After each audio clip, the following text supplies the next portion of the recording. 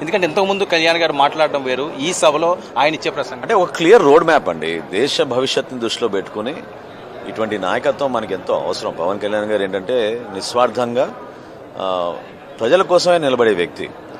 So ప్రభుత్వంలో వచ్చినాక ఈ 9 మాసాల నుంచి ప్రభుత్వం నడిపించేటప్పుడు మేము ఎదుర్కొన్న కష్టాలు, ప్రాక్టికాలిటీ ఏమున్నాయో, పథకాలు ఏ విధంగా మేము ఇంప్లిమెంట్ వ్యవస్థ నుంచి ఏ విధంగా గ్రామీణ ప్రాంతాల్లో రోడ్ల వ్యవస్థని బలోపేతం చేశారో, వీటితో పాటు భవిష్యత్తులో మేము చేయబోయే కార్యక్రమాలు ఇందాక అన్నట్టు ఒక బాధ్యతతోటి కూటమి ప్రభుత్వంలో భాగంగా ఏ విధంగా మనం కలిసి ఉండాలి, ఏ విధంగా కార్యక్రమాలు చేసుకుంటూ ఉండాలి, తగ్గాల్సిన చోట తగ్గాలి, కలిసి మనం పని చేసుకుందాం అనే నినాదంతో పవన్ కళ్యాణ్ గారు ఖచ్చితంగా ఒక రోడ్ మ్యాప్ ఇస్తారు. సౌత్ మోడీగా కళ్యాణ్ గారిని అభినందిస్తున్నారు, దీని మీద మీ కామెంట్?